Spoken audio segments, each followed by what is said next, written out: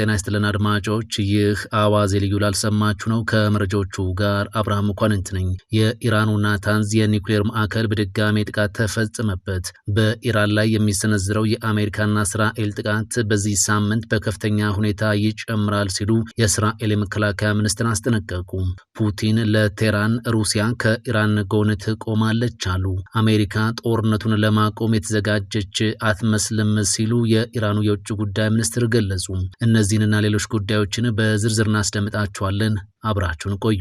በ5.5 ሚሊዮን ብር ጠቅላላ ክፍያ አፍሪካ ህብረት ፊት ለፊት ላይ ቡልጋሪያ ሳይታችን ላይ ባለ 1 መኝታ 69 ካሬ እየሸጥን ነው ብንል ማን ያምናል? እንዲሁም ባለ 2 መኝታ ከ82 ካሬ ጀምሮ በ6.6 ሚሊዮን ብር ጠቅላላ ክፍያ፣ ባለ 3 መኝታ 126 ካሬ ጀምሮ በ10.1 ሚሊዮን ብር ጠቅላላ ክፍያ ወደ እናንተ ይዘንላችሁ መተላል። ታዲያ እነዚህ ቤቶች ሙሉ ለሙሉ 30% እውነተኛ ቅናሽ ተደርጎባቸው ነው። አሊያም በ20% ቅድመ ክፍያ ከፍላችሁ ቀሪውን በ3 ዓመት በግንባታ ሂደት ቀስ እያላችሁ መክፈል የምትችሉበት አማራጭ ተመቻችቶላችኋል። ልብ ይበሉ፣ እነዚህ ቤቶች ላይ በቀሪ ክፍያዎች ላይ ምንም አይነት የዋጋ እንዲሁም ደግሞ የዶላር ግሽበት እናንተን አይመለከትም። እንዲሁም በ900 ሺህ ብር ቅድመ ክፍያ የንግድ ሱቆችን እዛው ቡልጋሪያ ሳይት ላይ በ2 ዓመት መረከብ የሚችሉበት አማራጭ አመቻችተንላችኋል። ታዲያ የሳይት እንዲሁም የቢሮ ቀጠሮ ለማስያዝ ከስር በምናስቀምጥላችሁ ስልክ ቁጥር ደውላችሁ ማግኘት ትችላላችሁ። ቴምር ፕሮፐርቲስ።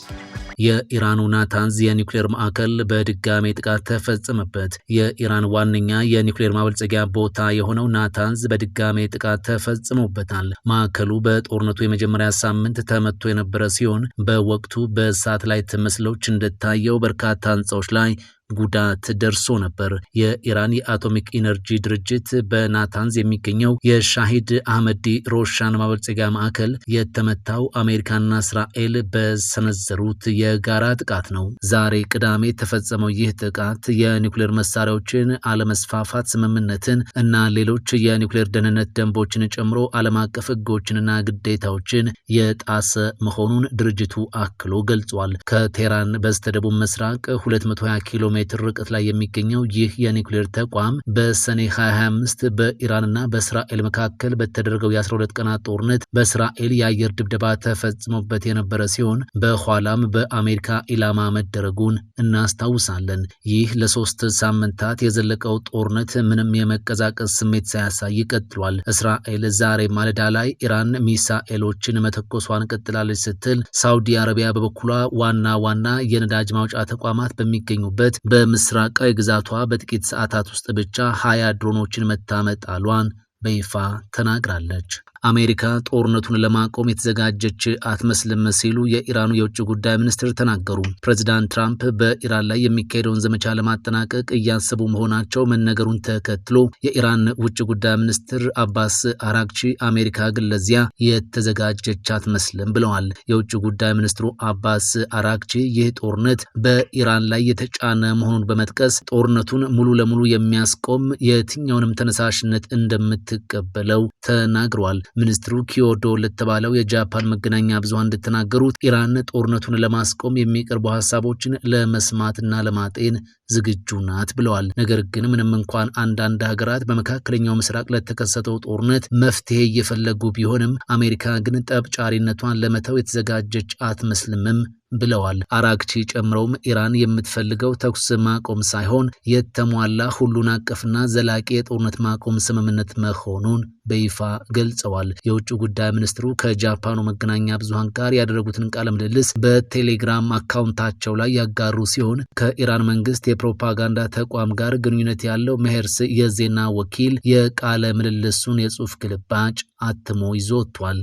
በኢራን ላይ የሚሰነዘረው የአሜሪካ እስራኤል ጥቃት በዚህ ሳምንት በከፍተኛ ሁኔታ ይጨምራል ሲሉ የእስራኤል የመከላከያ ሚኒስትሩ ተናገሩ። የእስራኤል የመከላከያ ሚኒስትሩ እስራኤል ካትዝ ከወታደራዊ ባለስልጣናት ጋር ባደረጉት ግምገማ በዚህ ሳምንት በአሜሪካና በእስራኤል በኢራን ላይ የሚሰነዘሩ ጥቃቶች በከፍተኛ ሁኔታ ይጨምራሉ ብለዋል። ታይምስ ኦፍ ኢዝራኤል የተባለው ጋዜጣ እንደዘገበው ካትዝ እስራኤል በኢራኑ የሽብር አገዛዝ ላይ የሚሰነዘረውን ጥቃት ለመምራት አዛዦቹን ለመምታት እንዲሁም መሰልታዊ አቅሙን ለማዳከም ቁርጠኛ ነች ብለዋል። ይህ እርምጃ የሚቀጥለውም ለእስራኤል መንግስትና በቀጠናው ላለው የአሜሪካ ጥቅም ስጋት የሆኑ ነገሮች ሁሉ እስኪወገዱ ድረስ ነው ሲሉም ተናግረዋል። ሚኒስትሩ አክለውም ሁሉም የጦርነት ግቦች እስኪሳኩ ድረስ አናቆምም ማለታቸው ተነግሯል። ፕሬዝዳንት ፑቲን ለቴህራን ሩሲያ ከኢራን ጎን ትቆማለች አሉ። የሩሲያው ፕሬዝዳንት ቭላዲሚር ፑቲን ለኢራን መሪዎች እንኳን አደረሳችሁ መልእክት አስተላልፈዋል። ሞስኮ ለቴህራን ታማኝ ወዳጅና አስተማማኝ አጋር ሆና እንደምትቀጥል ክሬምሊን ዛሬ ይፋ አድርጓል። ይሁን እንጂ ሞስኮ ለኢራን የምታደርገው ድጋፍ መጠን አሁንም አከራካሪ ነው። አንዳንድ የኢራን ምንጮች እንደሚሉት በ1979 በአሜሪካ የሚደገፈው ሻህ ከስልጣን ከተወገደ በኋላ ኢራን በገጠማት ትልቁ ቀውስ ውስጥ ከሞስኮ ያገኘችው እውነተኛ እርዳታ በጣም አነስተኛ ነው። ፑቲን ለኢራኑ ከፍተኛ መሪ አያቶላ ሞጅተባ ካሚኒና ለፕሬዝዳንት ማሱድ ፔዜሽኪያን የኢራን አዲስ ዓመት የእንኳን አደረሳችሁ መልእክት ልከዋል። ክሬምሊን ባወጣው መግለጫ ቭላዲሚር ፑቲን የኢራን ሕዝብ ከፊታቸው የተጋረጡትን ከባድ ፈተናዎች በክብር እንዲወጡ ተመኝቷል። በዚህ አስቸጋሪ ወቅትም ሞስኮ የቴህራን ታማኝ ወዳጅና አስተማማኝ አጋር ሆና እንደምትቀጥል አረጋግጠዋል ብለዋል። ሩሲያ፣ አሜሪካና እስራኤል በኢራን ላይ የፈጸሙት ጥቃት መላውን መካከለኛው ምስራቅ ወደ ከባድ ቀውስ እንደከተተውና ለከፍተኛ ዓለም አቀፍ የኢነርጂ ቀውስ መንስኤ እንደሆነ ገልጻለች። በተጨማሪም ፑቲን የኢራኑን ከፍተኛ መሪ ግድያ አሳፋሪ ግድያ በማለት ኮንነዋል። ፖለቲኮ እንደዘገበው ሞስኮ ለዋሽንግተን የጥቅም ልውውጥ ሐሳብ አቅርባ ነበር። ይሄውም ዋሽንግተን ስለ ሩሲያ ለዩክሬን የምታጋራውን መረጃ ካቆመች ክሬምሊንም ለኢራን የምትሰጠውን የስለላ መረጃ ለማቆም ነበር ብሏል። ነገር ግን አሜሪካ ሐሳቡን ውድቅ አድርጓለች። ክሬምሊን ይህንን ዘገባ ሐሰተኛ ሲል አስተባብሏል። አሜሪካ የቬኔዙዌላውን መሪ ኒኮላስ ማዱሮን ከስልጣን ስታስወግድ ሩሲያ አንዱን አጋሯን ብታጣም አሜሪካና እስራኤል በስትራቴጂካዊ አጋሯ ኢራን ላይ በሰነዘሩት ጥቃት ምክንያት በጨመረው የነዳጅ ዋጋ ግን ተጠቃሚ የሆነች መስላለች። በሁለቱ ሀገራት መካከል በይፋ የታወጀው ስትራቴጂካዊ አጋርነት በጋራ የመከላከል ውል የለውም። እንዲሁም ሩሲያ ኢራን የአቶሚክ ቦምብ እንድታበለጽግ እንደማትፈልግ ደጋግማ ገልጻለች። ይህ እርምጃ በመካከለኛው ምስራቅ የኒውክሌር የጦር መሳሪያ ፉክክር ያስነሳል የሚል ስጋት አላት። ዩናይትድ ኪንግደም አሜሪካ የጦር ሰፈሮቿን ተጠቅማ በሆርሙዝ የሚገኙ የኢራን ይዞታዎችን እንድታጠቃ ፈቀደች። ዩናይትድ ኪንግደም አሜሪካ በወሳኙ የባህር መተላለፊያ ሆርሙዝ ወሽመጥ የሚገኙ የኢራን ይዞታዎች ላይ ለምትፈጽማቸው ጥቃቶች የጦር ሰፈሮቿን እንድትጠቀም በይፋ ፈቅዳለች። ኢራን ይህ የዩናይትድ ኪንግደም መንግስት ውሳኔ የብሪታንያ ዜጎችን ሕይወት አደጋ ላይ ይጥላል በማለት አስጠንቅቃለች። የሀገሪቱ መንግስት ከዚህ ቀደም ኢራን የብሪታንያን ጥቅምና ዜጎች የሚጎዳ የሚሳኤል ጥቃት እንዳትፈጽም ለመከላከል በሚከናወኑ ዘመቻዎች ወቅት የአሜሪካ ኃይሎች የብሪታንያ የጦር ሰፈሮችን እንዲጠቀሙ ፈቅዶ ነበር። የዩናይትድ ኪንግደም ሚኒስትሮች አርብ ምሽት ባደረጉት ስብሰባ አሜሪካ የጦር ሰፈሮቹን የምትጠቀምበትን ዓላማ አስፍቷል። በዚህም በሆርሙዝ ወሽመጥ በኩል የሚያልፉ መርከቦችን መጠበቅን ጨምሮ ለዘመቻዎቿ እንድትጠቀም ፈቅዷል። ይህ ውሳኔ ቢተላለፍም አሁንም ዩናይትድ ኪንግደም